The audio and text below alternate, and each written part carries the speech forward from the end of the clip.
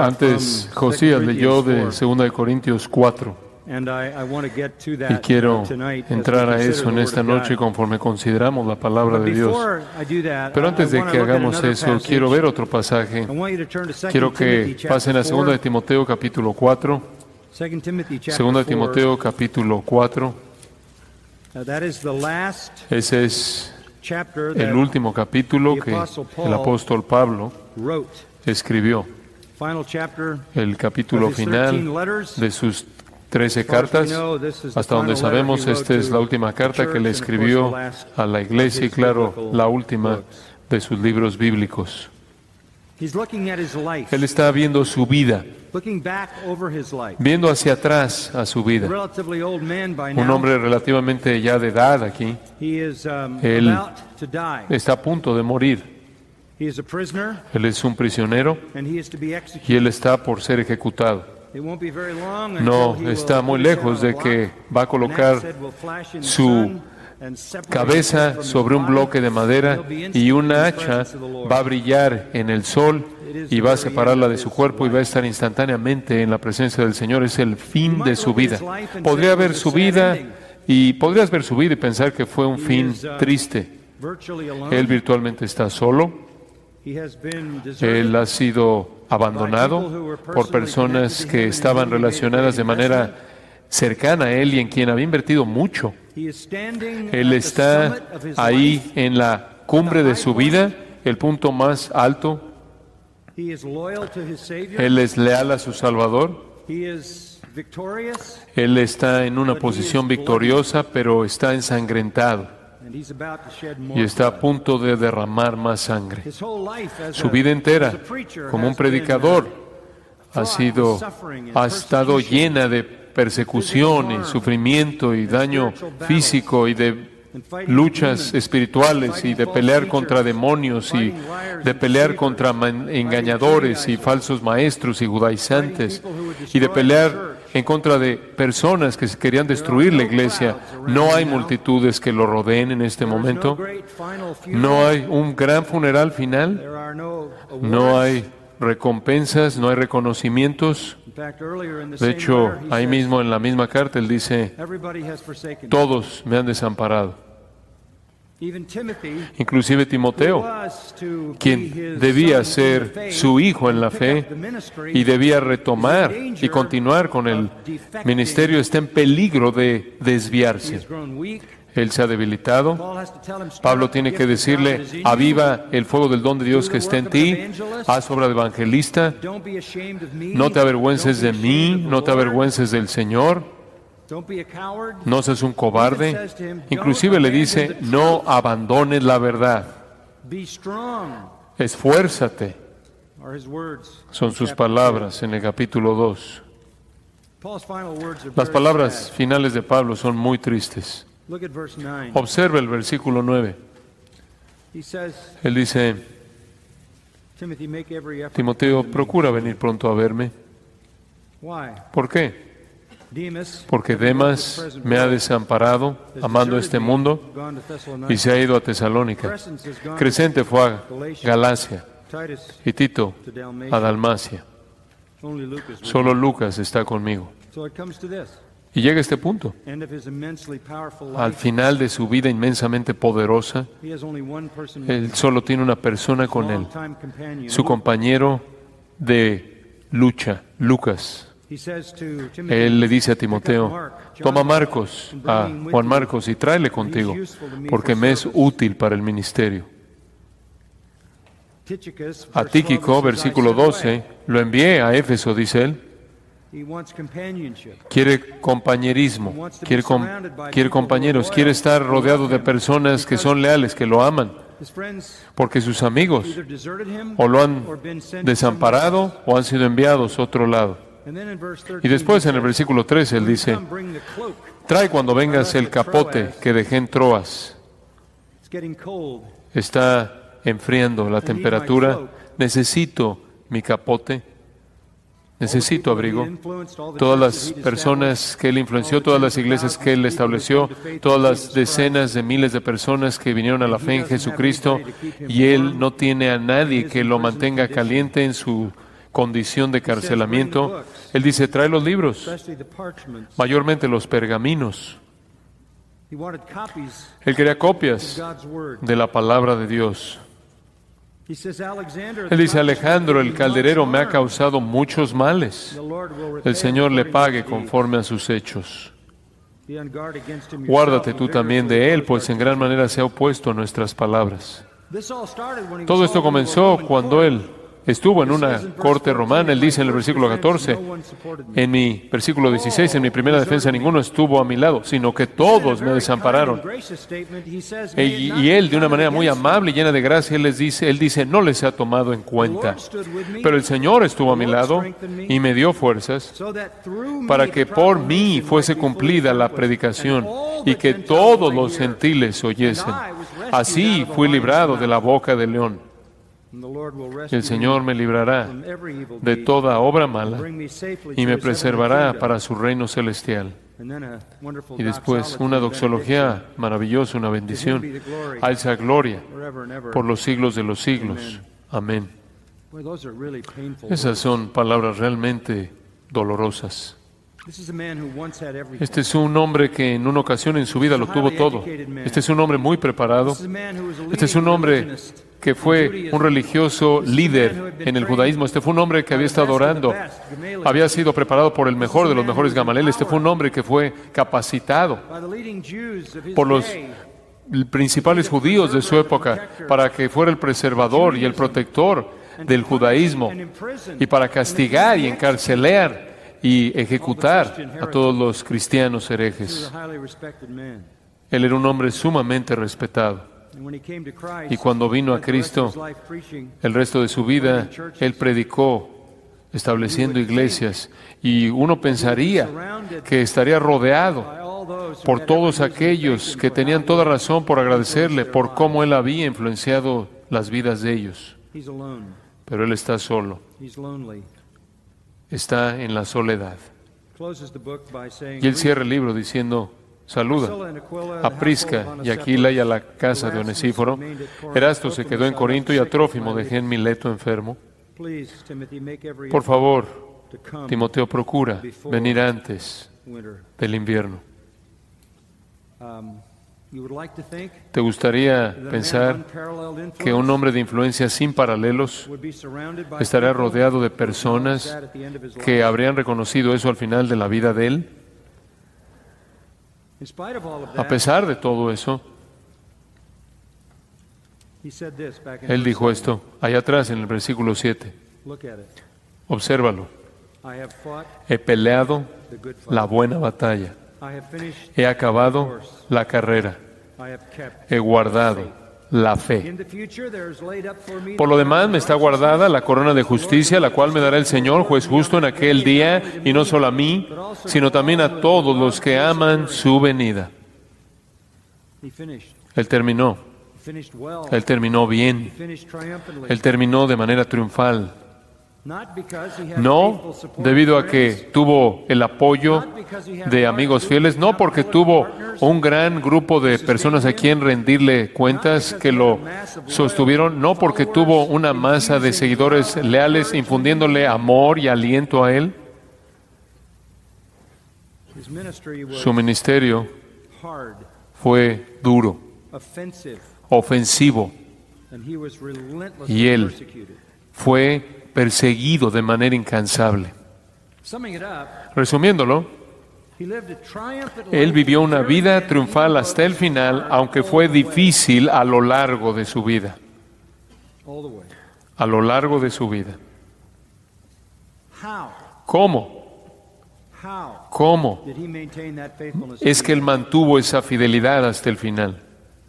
La respuesta a eso viene en 2 de Corintios. Pasa a 2 de Corintios y observa conmigo por un momento el capítulo 1.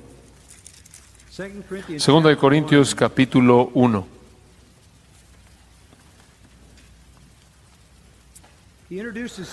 Él introduce la carta a la iglesia en Corinto.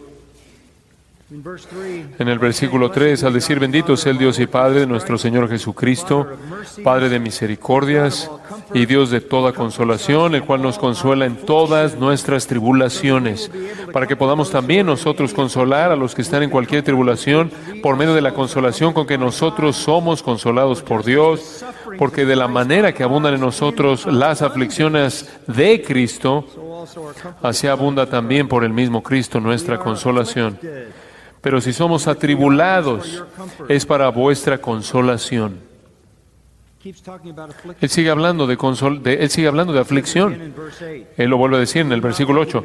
Porque, hermanos, no queremos que ignoréis acerca de nuestra tribulación que nos sobrevino en Asia, pues fuimos abrumados sobremanera, más allá de nuestras fuerzas, de tal modo que aún perdimos la esperanza de conservar la vida. Pero tuvimos en nosotros mismos sentencia de muerte, para que no confiásemos en nosotros mismos, sino en Dios que resucita a los muertos. Él estaba seguro de que iba a morir. Y entonces él estaba confiando en el Dios que resucita a los muertos.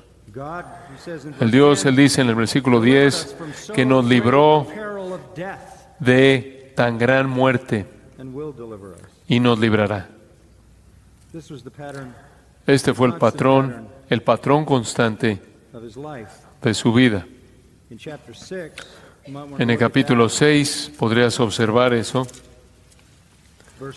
Versículo 4, él dice: antes bien, como siervos de Dios, hemos estado en mucha paciencia. Está esa palabra: tribulaciones, en necesidades, en angustias, en azotes, en cárceles, en tumultos, en trabajos, en desvelos, en ayunos.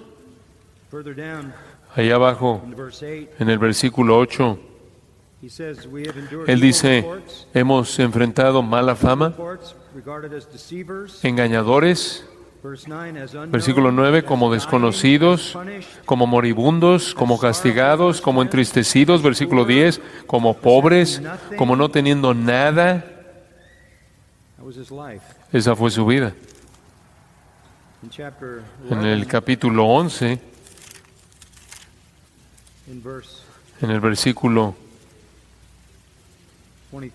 23, él dice: ¿son ministros de Cristo? Como si estuviera loco, hablo. Yo más.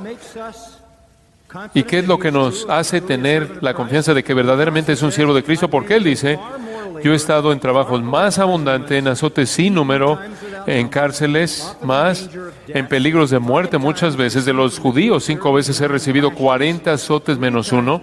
3 veces he sido azotado con varas. 1 vez apedreado, 3 veces he padecido naufragio, 1 noche y 1 día he estado como náufrago en alta mar, en caminos muchas veces, en peligros de ríos, peligros de ladrones, peligros de los de mi nación, peligros de los gentiles, peligros en la ciudad, peligros en el desierto, peligros en el mar, peligros entre falsos hermanos, en trabajo y fatiga, en muchos desvelos, en hambre y sed, en muchos ayunos, en frío y en desnudez, y además de todo ese sufrimiento externo, tengo el sufrimiento interno diario, la preocupación por todas las iglesias. Siento su debilidad espiritual. Tengo una preocupación intensa por el pecado de ellos. Este es un hombre que ha conocido el sufrimiento, su ministerio, su vida entera de ministerio. El sufrimiento fue tan profundo, en algunos casos, que él le pidió al Señor que por favor lo quitara. Capítulo 2, él dice en el versículo 8, respecto a lo cual 3 veces he rogado al Señor que quite el sufrimiento. El Señor dijo no. Y entonces, versículo 10, por lo cual, por amor a Cristo me gozo en las debilidades, en afrentas, en necesidades, en persecuciones, en angustias. Realmente lo único que conoció. Sabes, es bastante difícil ser fiel simplemente cuando todo va bien? ¿Cómo mantienes ese tipo de fidelidad cuando lo único que haces es sufrir? Cuando sufres no solo en manos de los enemigos de la cruz, sino que sufres en manos de creyentes debido a tu preocupación intensa por la iglesia. Simplemente como recordatorio, él escribió 13 cartas y él no envió ninguna de ellas a un incrédulo. Todas ellas las envió a creyentes, porque los creyentes le traían tanta tristeza espiritual. Solo hubo un grupo a quien no tuvo algo que condenar. El resto necesitaron una exhortación fuerte, incluyendo a los corintios. Él dijo, cuando venga, quizás vengo con una vara, Y él dijo, y cuando venga, voy a exhibir su pecado, y voy a hacerlo según como el Señor dijo que lo hiciéramos. Voy a revelar pecado con 2 o 3 testigos, Mateo 18 dice, y vamos a confrontar ese pecado. Entonces aquí hay un hombre que está siendo perseguido desde afuera y está siendo decepcionado desde adentro, a nivel interno, enfrentando a los hombres pecaminosos que vinieron tras él porque odiaban el Evangelio. Y esto contribuía al pecado que corrompía a la iglesia. Cuando Pablo entraba a una iglesia, no preguntaba cómo era el hotel, sino preguntaba cómo es la cárcel. Es muy probable que ahí era donde iba a estar. Todo eso para hacer la pregunta, ¿cómo es que un hombre permanece fiel bajo ese tipo de presión incesante? Esa es la pregunta. Bueno, la pregunta viene, la respuesta viene en 2 de Corintios, capítulo 4, en el texto que Josías leyó.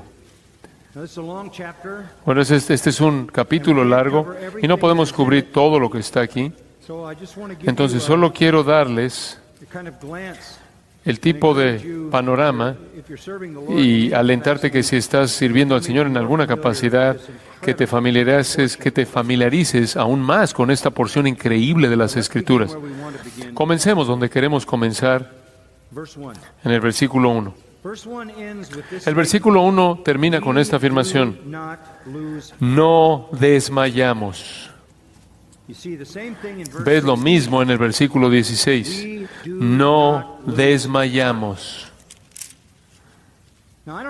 Ahora, no sé qué dice su traducción, pero permíteme decirte lo que es en el original griego. Es el verbo ekakeo. Eso significa malicia, maldad, impiedad, depravación. Lo que él está diciendo es esto: nosotros no cedemos al pecado. Nosotros, colectivamente refiriéndose a sí mismo, no cedemos a la maldad. Yo no me he desviado pecaminosamente. Yo no he desacreditado el Evangelio. Yo no he traído vergüenza a Cristo. Yo no le he fallado yo no he fallado en el área de la virtud y justicia. Nunca pensó que era perfecto. Él no dijo, no es como si lo hubiera alcanzado ya, sino que prosigo a la meta en Filipenses 3. Él sabía que no era un hombre perfecto. Romanos 7, él dice, oh miserable de mí. Hay un principio que está operando en mí que me hace pecar. Pero en el poder del Espíritu, por la gracia de Dios, Él triunfó y nunca se desvió. ¿Cómo es que Él pudo hacer eso? ¿Cómo es que Él pudo hacer eso cuando gran parte del tiempo estuvo solo?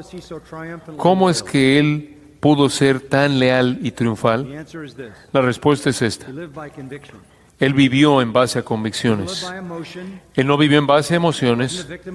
Él no fue una víctima de las circunstancias. Él vivió en base a certezas del Evangelio, convicción basada en el Evangelio. Él abrazó estas verdades con toda su fuerza, con todas sus facultades. Esa es la única manera en la que puedes mantener integridad hasta el final de tu ministerio. Abrazar certezas, abrazar convicciones y vivir en base a esas convicciones. Permíteme mostrarte cuáles fueron. Convicción número 1. La certeza de la superioridad del nuevo pacto. La certeza de la superioridad del nuevo pacto. Observe el versículo 1. Por lo cual, teniendo nosotros este ministerio. ¿Qué ministerio? Por lo cual te dice que lo que él está diciendo depende de lo que acaba de decir. ¿De qué ministerio está hablando? Él está hablando del nuevo pacto, el cual es el tema del capítulo 3. El capítulo 3 trata en su totalidad del nuevo pacto. El nuevo pacto. El ministerio de vida, el ministerio de vida en Cristo, el ministerio del Espíritu Santo en el capítulo 3. Él hace un contraste entre la ley mosaica, el antiguo pacto, con el nuevo pacto en Cristo. Él de manera clara hace distinciones claras entre el antiguo y el nuevo. Versículo 6, él dice, Dios, el cual asimismo nos hizo ministros competentes de un nuevo pacto, no de la letra, sino del Espíritu, porque la letra mata, mas el Espíritu vivifica. El antiguo pacto es un ministerio de muerte, con letras grabadas en piedras. El nuevo pacto es un ministerio de vida, capacitado por el Espíritu Santo, dice él. El antiguo pacto es un ministerio de condenación.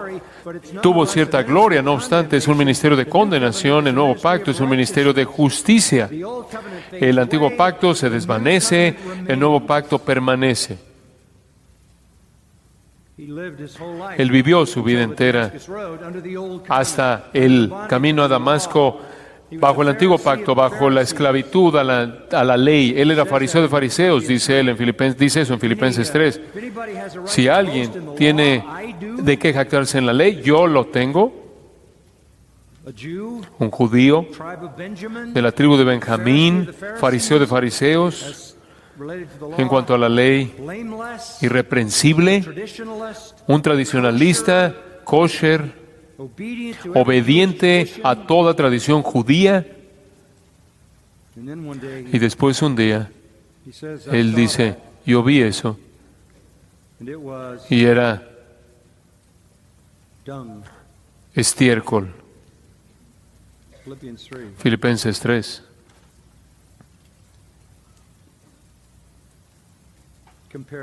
Comparado con el nuevo pacto. Él no podía ser salvo por el antiguo pacto, porque por las obras de la ley ningún ser humano será justificado, dijo Pablo.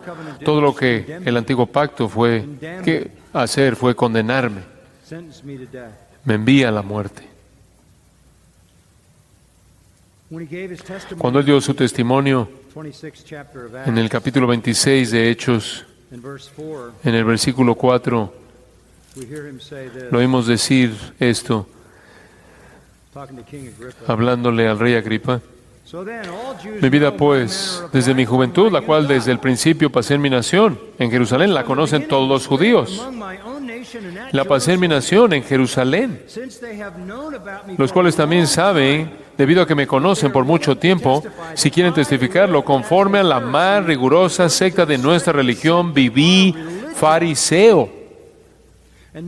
Y ahora, por la esperanza de la promesa que hizo Dios a nuestros padres, soy llamado a juicio. Promesa cuyo cumplimiento esperan que han de alcanzar nuestras 12 tribus, sirviendo constantemente a Dios de día y de noche. Por esta esperanza, oh rey, Agripa, soy acusado por los judíos. Yo he llegado a creer, dice él, en lo que los judíos siempre habían esperado, el nuevo pacto en Cristo. Él había sido rescatado del legalismo. Más adelante, en ese mismo capítulo, tú lo oyes decir en el versículo 15, repitiendo su testimonio. Yo entonces dije en el camino a Damasco, ¿quién eres, Señor? Y el Señor dijo, yo soy Jesús a quien tú persigues. Pero levántate y ponte sobre tus pies, porque para esto he aparecido a ti, para ponerte por ministro y testigo de las cosas que has visto y de aquellas en que me apareceré a ti. Escucha esto, librándote de tu pueblo. Él fue librado, rescatado del judaísmo, del legalismo, que no podía salvar. Por la ley viene el conocimiento del pecado. No hay salvación mediante la ley. Pablo pasó su vida entera tratando de salvarse a sí mismo al guardar la ley. Y él había acumulado toda la confianza de los judíos debido a su celo. Y después en el camino a Damasco, él conoció a Cristo. Y todo fue basura comparado con Cristo. Él dice a los filipenses, cuando conocí a Cristo, todo lo tuve por pérdida en comparación a la excelencia del conocimiento de Cristo Jesús, mi Señor, por amor del cual lo he perdido todo y lo tengo por basura para ganar a Cristo. Yo voy a entregar todo por Cristo. Él nunca perdió ese asombro, ¿sabías? Sin importar lo difícil que fue la vida, sin importar lo mucho que sufrió, él vivió su vida entera en asombro del hecho de que él había sido rescatado de la religión legalista formal que lo condenaba. Él había venido al nuevo pacto. El nuevo pacto da vida. El antiguo pacto mata. El nuevo pacto provee justicia. El antiguo pacto manifiesta pecado. El nuevo pacto es permanente. El nuevo pacto provee esperanza. El nuevo pacto es claro. El nuevo pacto está centrado en Cristo, es capacitado por el Espíritu y transforma la vida. Y siempre fue la gloria del nuevo pacto que cautivó su corazón. Él había trabajado, se había esforzado su vida entera tratando de ganarse el cielo para terminar dándose cuenta de que estaba en el camino al infierno. Y el Señor lo detuvo camino a matar cristianos y lo salvó por gracia.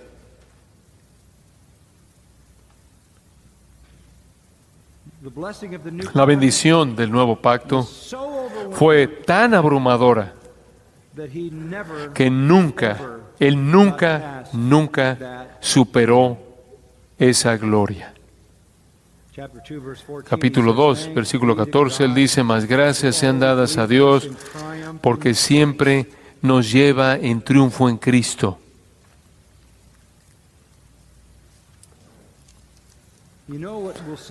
¿Sabe usted lo que lo va a sostener en el ministerio hasta el final? La realidad cautivadora del nuevo pacto.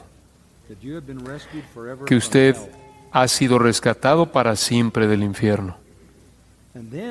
Y después de todas las cosas, de ser un blasfemo, como Pablo lo fue, y de ser un homicida, como él confesó serlo, y después de ser el primero de los pecadores, y después ser llamado a volverse el apóstol del nuevo pacto a los gentiles y a los judíos,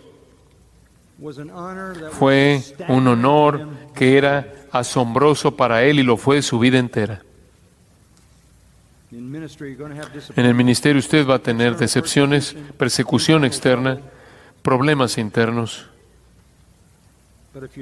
Pero si usted nunca pierde la maravilla y el gozo y la emoción y la realidad del privilegio que usted tiene de ser parte del nuevo pacto y de proclamar el nuevo pacto, esa convicción fuerte siempre va a producir gozo en su vida que lo va a sostener en alto en medio de toda dificultad.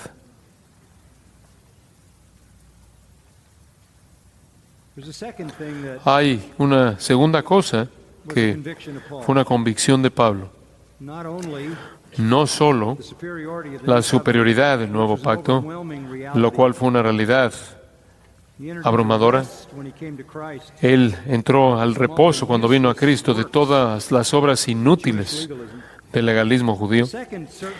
La segunda certeza en su vida fue que él estaba cierto, y esto es importante, él estaba cierto de que el ministerio era una misericordia. Él estaba seguro, cierto, de que su ministerio era una misericordia. Veo mucha gente decepcionada en el ministerio, decepcionada por los resultados, decepcionada por el tamaño de su iglesia, por la respuesta de la gente a su predicación, decepcionada por la manera en la que la gente los trata. Usted no puede decepcionarse si usted piensa que usted no merece nada de cualquier manera, ¿verdad? Usted oye de personas que dicen, bueno, esta persona ya se agotó en el ministerio, esta persona tiene tanta decepción en el ministerio que él simplemente no puede continuar. ¿Sabe por qué la gente se agota en el ministerio? No porque trabajan duro. No creo que aquellos que excavan fosos se agotan. No, el problema no es trabajo duro, sino que son expectativas no cumplidas. Eso es lo que crea ansiedad, eso es lo que produce amargura. Y la única manera en la que usted puede tener expectativas que lo decepcionen a usted es cuando usted cree que usted merece algo. Si usted sabe que no merece nada, entonces toda bendición pequeña es enorme. Por favor, vea el versículo 1. Por lo cual, teniendo nosotros este ministerio, según la misericordia que hemos recibido. ¿Qué es misericordia? Bendición inmerecida. No merecemos nada. Pablo dice, yo soy el primero de los pecadores. Yo fui blasfemo. Yo no merezco nada. Yo fui perseguidor. Yo fui un agresor violento. 1 Timoteo 1:13. Sin embargo, fui recibido ¿a qué? A misericordia. Es misericordia lo que nos salvó. Es misericordia lo que nos colocó en el ministerio. Todo es misericordia.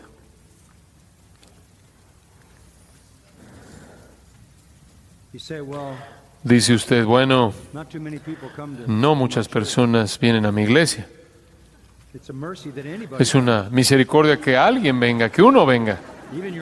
Inclusive que su esposa venga. ¿Quién cree usted que es? ¿Quién se cree usted? Escuche 1 Corintios 15:9. Pablo dice, yo soy el más pequeño de todos los apóstoles. Los apóstoles son bastante significativos, ¿no es cierto? Bastante importantes, ¿no es cierto? Digo, esencialmente van a ser recordados en la arquitectura de la Nueva Jerusalén, en los cielos eternos. Bastante importantes. Pablo dice, yo soy el más pequeño de los apóstoles, yo ni soy digno de ser llamado apóstol. Y después él dice esto, por la gracia de Dios, soy lo que soy. Usted no merece la salvación, usted no merece el ministerio, Es una misericordia. Dice usted, bueno, ¿por qué es que Dios da el ministerio a personas pecaminosas y débiles como yo? Porque ese es el único tipo de gente que existe en el mundo.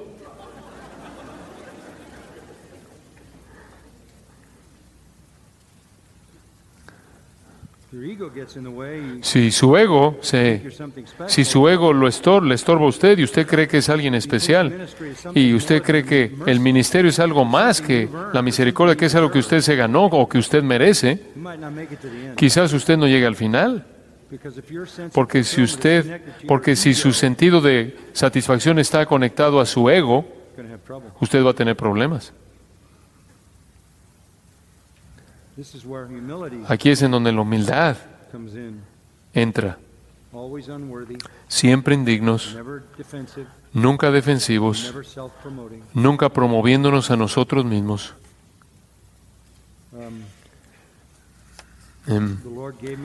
El Señor me dio un ministerio. Él lo puede quitar, Él me lo puede quitar.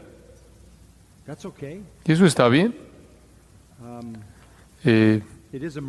Es una misericordia. Y yo estoy muy agradecido porque Él mostró tal gracia a mí que yo soy indigno de ser hijo de Dios, soy indigno de ser un pastor, soy indigno de ser un predicador. Pero Dios me dio esta misericordia. Y si Él quiere quitármela y dársela a alguien más, voy a estar yo agradecido por el tiempo que Él me lo dio a mí. No está ligado a mi ego, simplemente es una misericordia. Hay una tercera convicción que Pablo tuvo, que yo creo que lo aseguró. Es una certeza, y es la certeza de la necesidad de un corazón puro. Si usted quiere llegar al final, si usted quiere sobrevivir hasta el final, entonces usted debe tener un corazón puro. Pablo estaba cierto de la superioridad del nuevo pacto. Eso lo abrumó de gozo. Él estaba cierto de que el ministerio era una misericordia que no merecía y él estaba agradecido por cualquier tipo de ministerio que tuviera, independientemente del sufrimiento que enfrentara. Y en tercer lugar, él estaba cierto de la necesidad de un corazón puro. Observa el versículo 2. Antes bien renunciamos al oculto y vergonzoso. Si usted tiene algo en su vida que es vergonzoso, usted lo esconde, lo oculta. Usted lo oculta. Pablo dice, yo no tengo una vida oculta. Yo no tengo una vida oculta. Yo no tengo pecado secreto. Yo no tengo vicio oculto. Lo más sorprendente que Pablo dijo en defensa de su propia integridad está ahí atrás en el capítulo 1, en el versículo 12. Lo que había pasado en Corinto, para darle un poco de historia, es que habían falsos maestros que habían venido, y claro que los falsos maestros querían propagar mentiras satánicas, pero para hacer eso, tuvieron que hacer que la gente dejara de confiar en Pablo. Tenían que convencerlos de que Pablo era un fraude. Y así dejaran a Pablo y siguieran a los falsos maestros para absorber el error. Y entonces acusaron a Pablo de todo tipo de cosas. A lo largo de 2 Corintios lo vemos. Lo acusaron de estar en el ministerio por motivos avaros, de avaricia. Lo acusaron por estar en el ministerio por buscar favores sexuales por parte de las mujeres. Lo acusaron de estar en el ministerio por razones falsas, de que no tenía credenciales de los apóstoles. Lo acusaron de falsificar su historia del ministerio y sus logros. Y lo acusaron de tener una vida corrupta, secreta, oculta. ¿Cómo responde Pablo a eso? Le acabo de leer. Él dijo, renunciamos al oculto y vergonzoso. Esa fue mi vida antigua. Escuche, eso es lo que un fariseo hace todo el tiempo. Porque la ley no puede refrenar la carne, no puede refrenar la maldad. Entonces, alguien quien es un legalista simplemente esconde la conducta vergonzosa. Esa fue mi vida como fariseo. Esa fue mi vida como legalista. Esa fue mi vida como un sacerdote católico romano. Yo no conocía a Dios. No tenía el Espíritu Santo.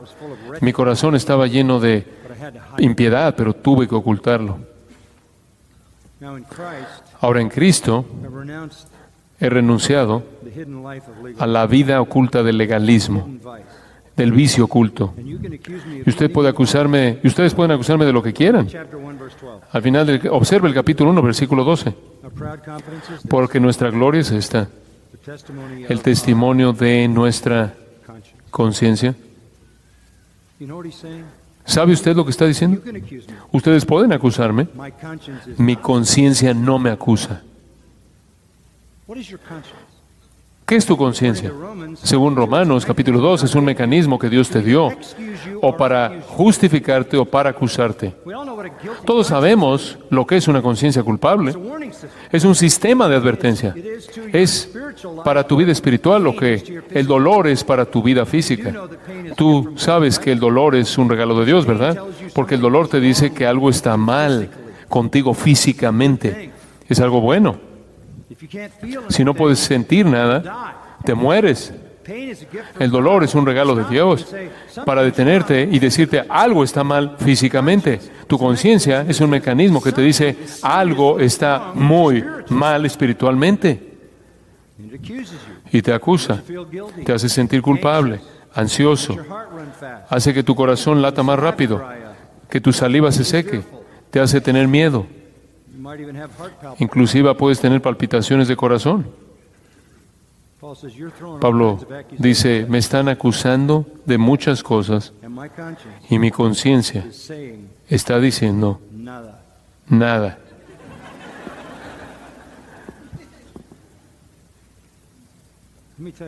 Permítame decirle algo. Si usted puede decir eso como ministro, si usted puede decir eso como un predicador y pastor y cristiano, entonces usted puede vivir en gozo.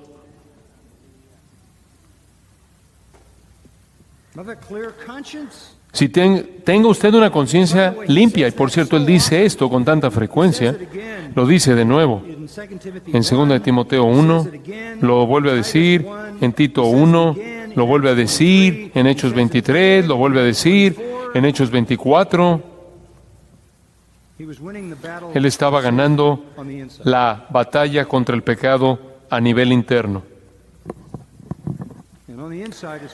Y es en el interior en donde el pecado comienza, ¿verdad? Los pensamientos malos.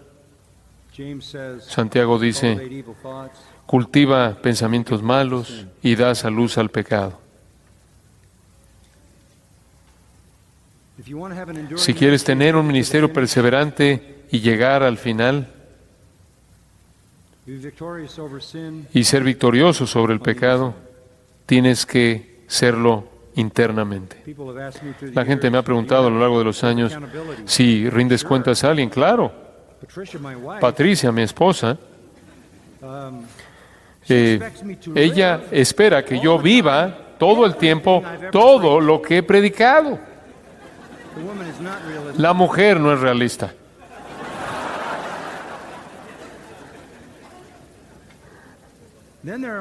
Y después están mis hijos que me ven y esperan que yo viva todo el tiempo todo lo que he predicado y he invertido en sus vidas.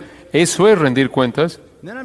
Y después estoy rodeado por pastores y amigos y ancianos y líderes y todos esperan lo mismo.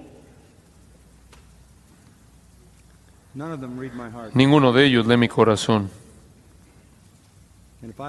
Y si yo pierdo la batalla en el corazón, la voy a perder afuera.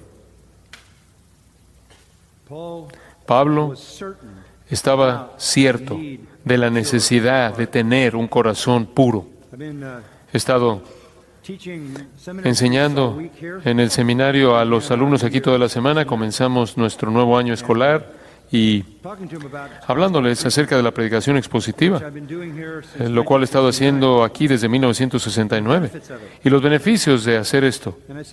Y les dije, si yo no hubiera sido un expositor bíblico, de tal manera que estuviera estudiando la palabra de Dios 20, 30 horas por semana, desde 1969, yo no creo que yo habría llegado hasta el día de hoy. No podría decirle a usted cómo sería mi vida si yo hubiera preparado 25 sermones y me los hubiera llevado ahí a predicar de manera itinerante y no hubiera expuesto mi corazón al poder purificador de la palabra de Dios día tras día, semana tras semana, año tras año. Le dije a estos jóvenes, les dije, sé un expositor en primer lugar para el bienestar de su propia alma, para que puedan escarbar a profundidad en la palabra de Dios. David dijo, en mi corazón he guardado tus dichos para no pecar contra ti. Gane usted la batalla en el corazón. Pablo estaba cierto de eso. Aun cuando fue difícil, su conciencia estaba limpia. Número 4. Él estaba cierto de la responsabilidad de predicar la palabra con precisión. Él estaba cierto de la responsabilidad de predicar la palabra con precisión. De regreso ahí al versículo 2. Y sé que usted está diciendo, hemos estado hablando 45 minutos y son 18 versículos. Vamos a avanzar un poco más rápido. Él estaba cierto de la responsabilidad de predicar la palabra con precisión. Observe el versículo 2. No andando con astucia ni adulterando la palabra de Dios, sino por la manifestación de la verdad, recomendándonos a toda conciencia humana delante de Dios. No caminando, la palabra griega es panurgía. No adulterando, simplemente quiere decir, no adulterando es panurgía. Es todo trabajo. Pan es todo trabajo. Orgía es trabajo. Todo trabajo. ¿Qué quiere decir la palabra adulterando? Panurgía. Alguien que va a hacer cualquier cosa por alcanzar un fin. ¿Qué quieres decir con eso? Alguien que no tiene escrúpulos, que va a adulterar, torcer, pervertir la palabra de Dios. Literalmente el griego significa alterar, usarla para sus propios fines. El mismo verbo es usado de diluir vino, diluye la verdad por beneficio personal. Allá atrás en el capítulo 2, versículo 17, es llamado medran falsificando la palabra de Dios. Ahí es donde usted ve la palabra doleo. Medran falsificando la palabra de Dios. Ser un manipulador, ser un farsante que manipula la Biblia para que diga lo que usted quiere que diga para sus propios fines. Es usar la palabra de manera engañosa. De hecho, la palabra en referencia a un anzuelo, manipularla para hacer que la gente haga lo que usted quiere. Pablo dice, nosotros no hacemos eso, pero por la manifestación de la verdad, recomendándonos a toda conciencia humana delante de Dios. La verdad, la manifestación de tesaletes, la verdad, exposición de la revelación divina. Así es como usted se recomienda a la conciencia de todo hombre, a los ojos de Dios, porque la verdad confronta la conciencia.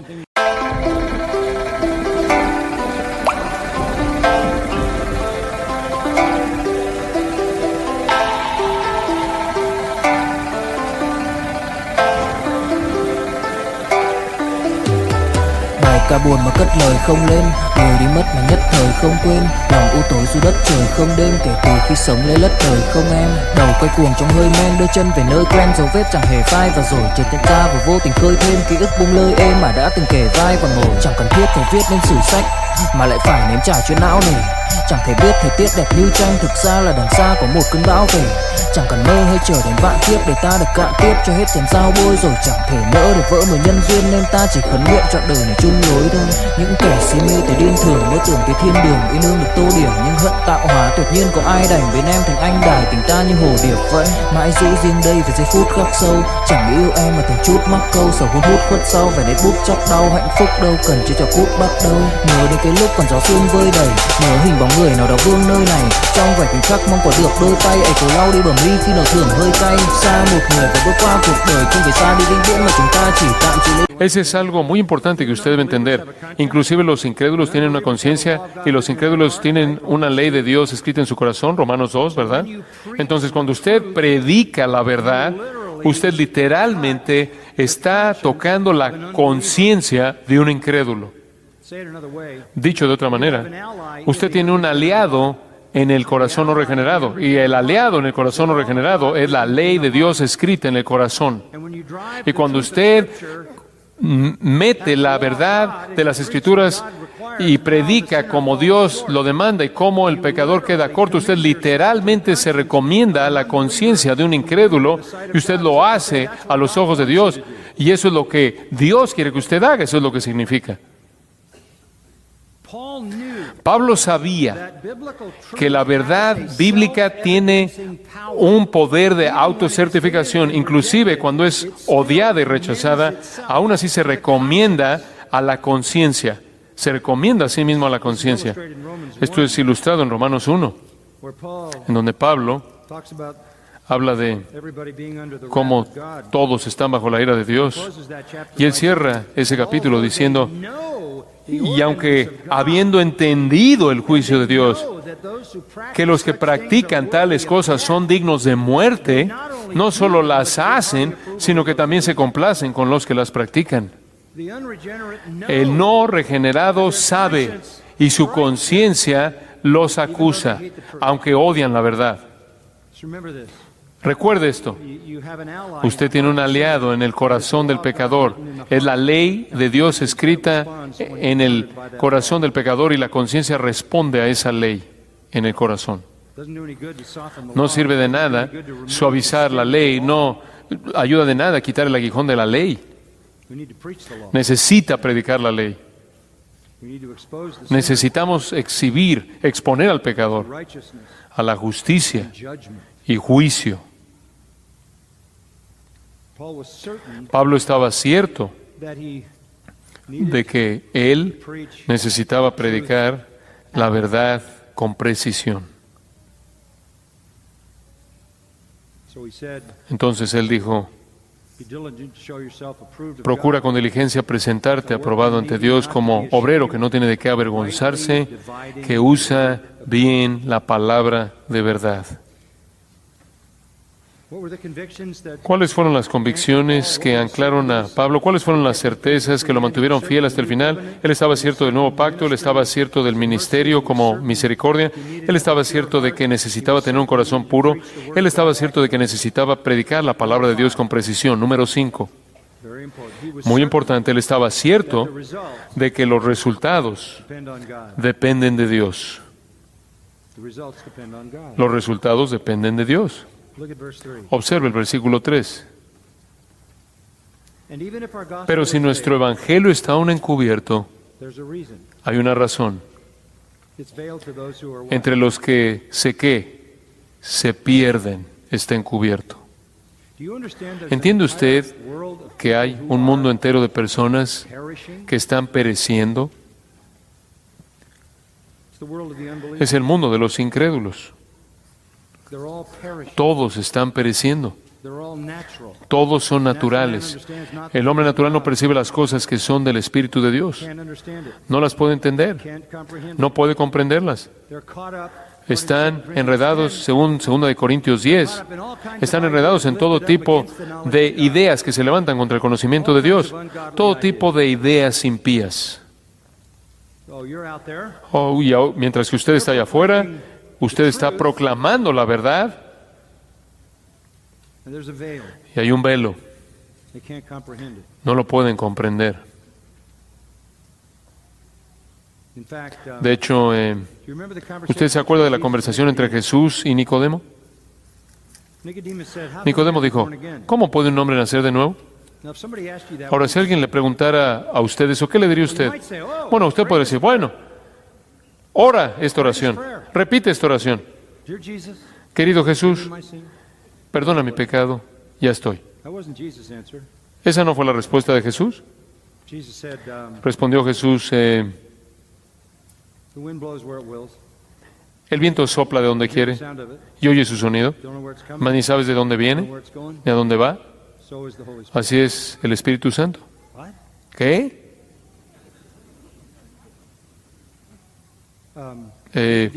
Nicodemo, esto no depende de ti. Ninguno de ustedes que estuvieron aquí hoy estuvieron aquí porque desearon nacer, ¿verdad? Ustedes solos aparecieron porque alguien más pensó que alguien más necesitaba nacer, mamá y papá. Bueno, esa es la analogía que Jesús hizo. Tú no decides nacer, tú te apareciste.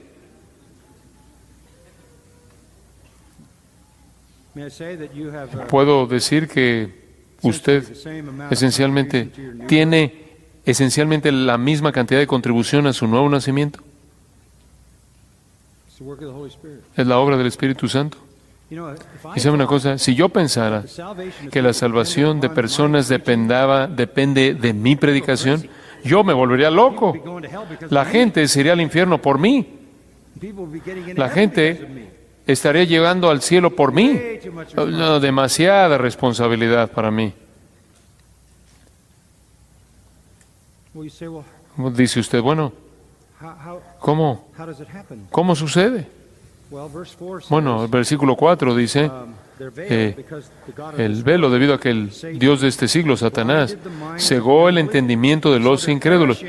Entonces están pereciendo, están en la categoría de los que están pereciendo, están cegados porque nacen en pecado y están doblemente cegados porque el Dios de este siglo, quien es Satanás, cegó el entendimiento de los incrédulos para que no les resplandezca la luz del Evangelio de la gloria de Cristo, el hãy nhắc về em, mong khỏa lấp những u tối, khoảnh khắc về đêm nghe lại bài ca ngày xưa cũ. Ta hát về nhau nhớ những giấc mơ ta từng ước, to tát về sau và đó là khi mà anh dần lụy là không làm chủ chính mình, thấy không gian trở nên tồi tệ, mọi thứ bao phủ chính mình.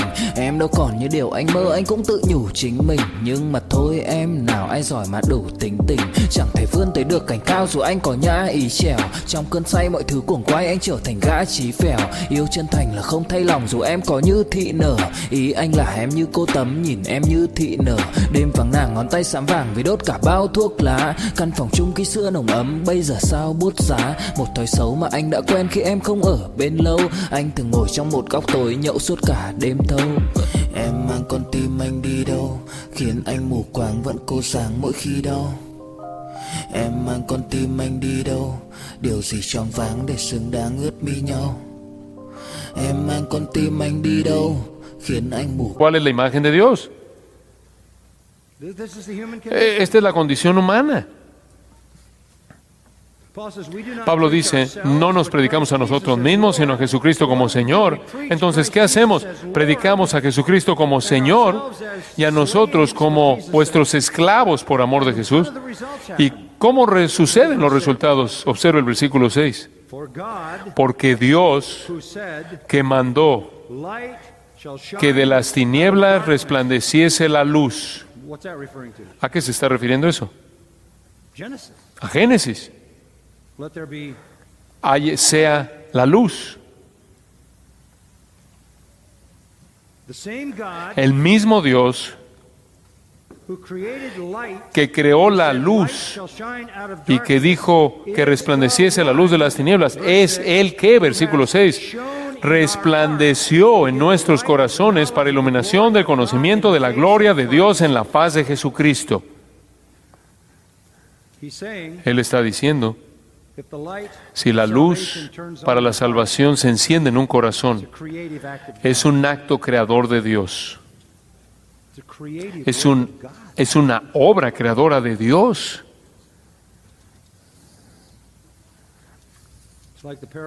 Es como la parábola en Marcos 4. Jesús dice, el ministerio es como un granjero. Planta algo de semilla y se va a acostar.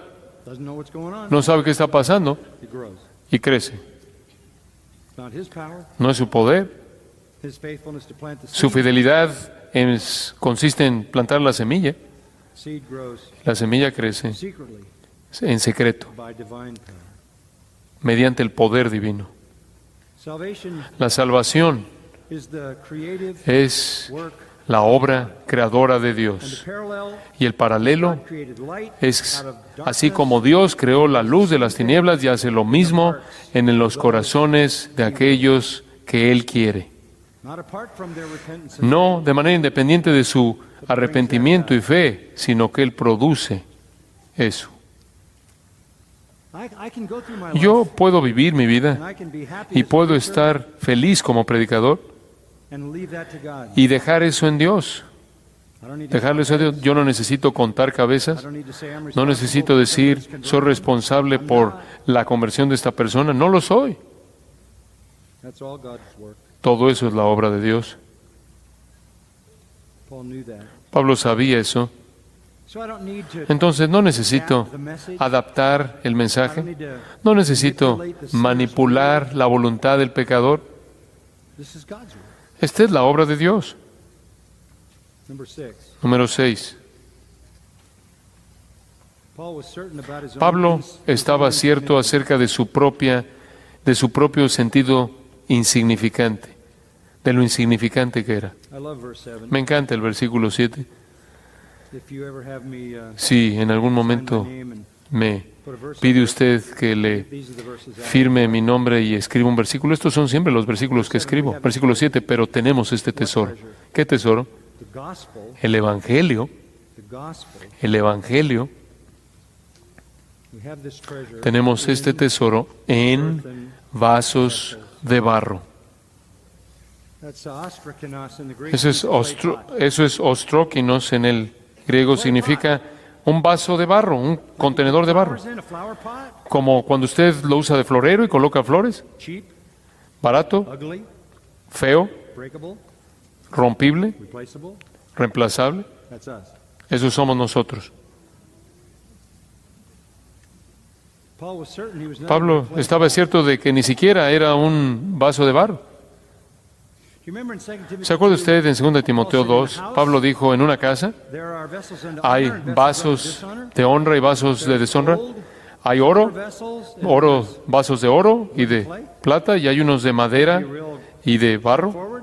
Y para ser muy directo con usted, los vasos de oro y plata son los que usted usa para servir la comida, y los de madera y de barro, usted los usa para sacar los desechos.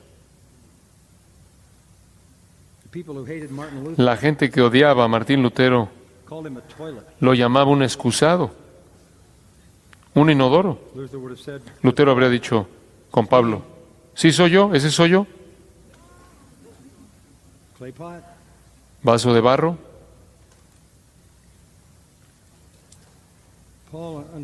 Pablo entendió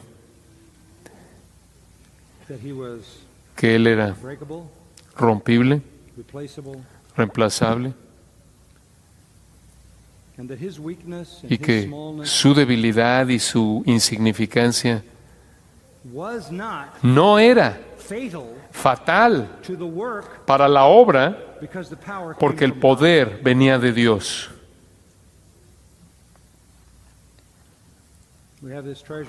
Tenemos este tesoro en vasos de barro. Eso es por diseño de Dios.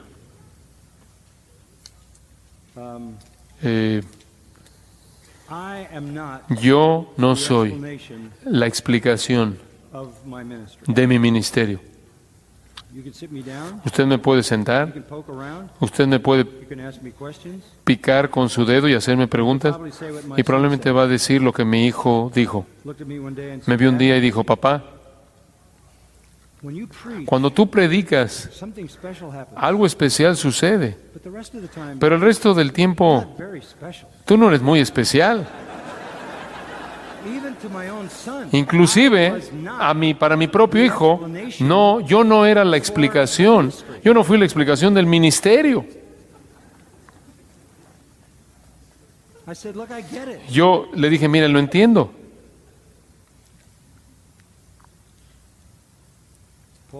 Pablo nunca fue la explicación del impacto que tuvo. Él fue un vaso de barro, pero fue fiel en contener ese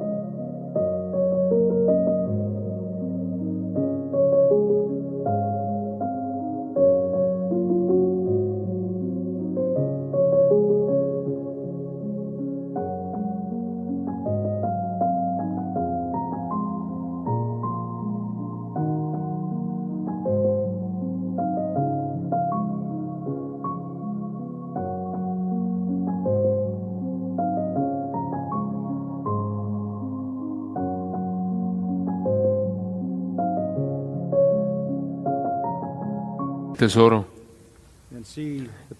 y ver el poder de Dios demostrado. Número 7. Pablo estaba cierto del beneficio del sufrimiento. Pablo estaba cierto del beneficio del sufrimiento. Tened por sumo gozo cuando os halléis en diversas ¿qué? Pruebas. Porque eso es lo que perfecciona su fe. Entonces él dice, versículo 8, que estamos atribulados en todo, mas no angustiados, en apuros, mas no desesperados, perseguidos, mas no desamparados, derribados, pero no destruidos, llevando en el cuerpo siempre por todas partes la muerte de Jesús, para que también la vida de Jesús se manifieste en nuestros cuerpos, porque nosotros que vivimos siempre estamos entregados a muerte por causa de Jesús, para que también la vida de Jesús se manifieste en nuestra carne mortal, de manera que la muerte actúe en nosotros y en vosotros la vida. Él simplemente abrazó su sufrimiento.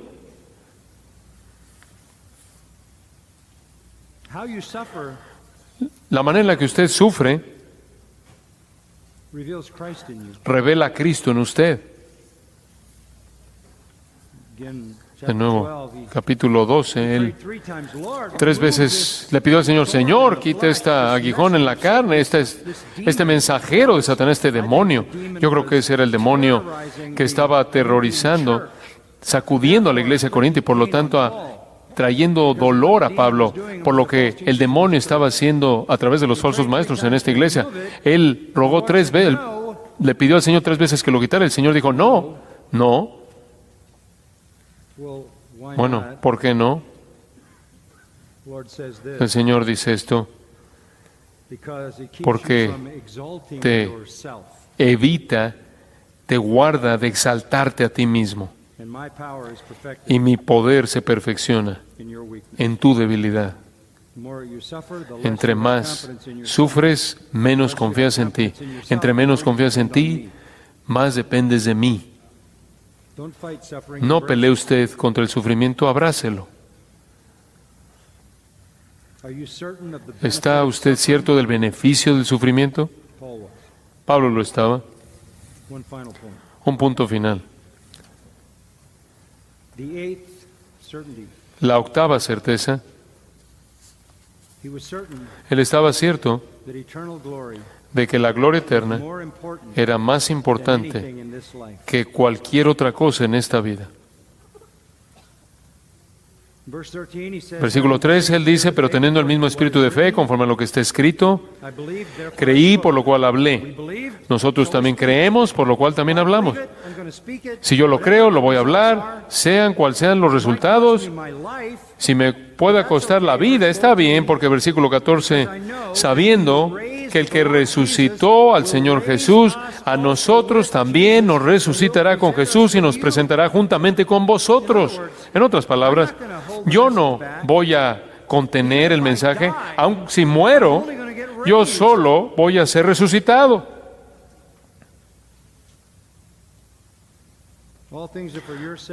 Porque todas estas cosas, versículo 15, padecemos por amor a vosotros.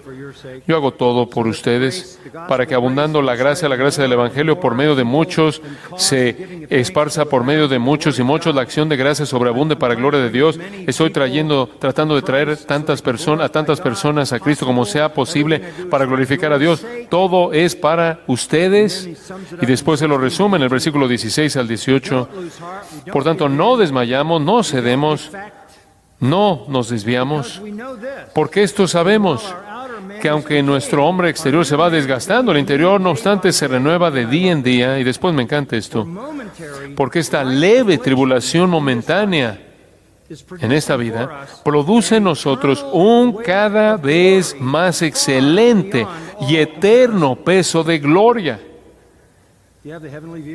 ¿Tiene usted la perspectiva celestial?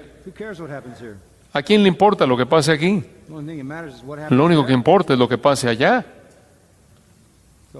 Entonces, versículo 18, él dice, no mirando nosotros las cosas que se ven, sino las que no se ven, las cosas que son temporales, no importan. Lo que importa es lo que es eterno.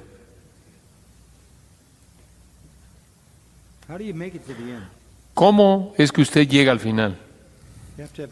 Usted tiene que tener convicciones, convicciones fuertes. Esto es su esqueleto espiritual. Este es su marco de referencia en la cual su vida opera, de la cual depende su vida. Si usted carece de convicciones como estas, lo más probable es que usted no va a llegar al final. No estoy diciendo que usted va a perder su salvación,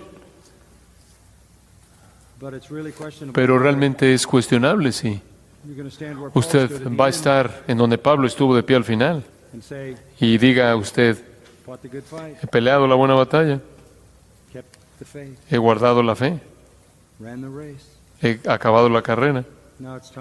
Ahora es tiempo de que yo reciba mi recompensa. ¿Y por qué quiere usted una recompensa? Porque demuestra fidelidad. ¿Y qué va a hacer usted con su recompensa? La va a arrojar a los pies del Señor Jesús.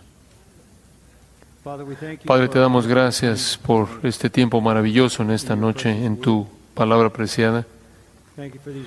Gracias por estos queridos amigos. Y oro, Señor, porque tú selles tu verdad en sus corazones, en mi corazón, y que tú nos uses a todos para tu gloria. Oramos con corazones agradecidos por la misericordia del ministerio que se nos ha dado. Manténnos fieles en el nombre del Salvador. Amén.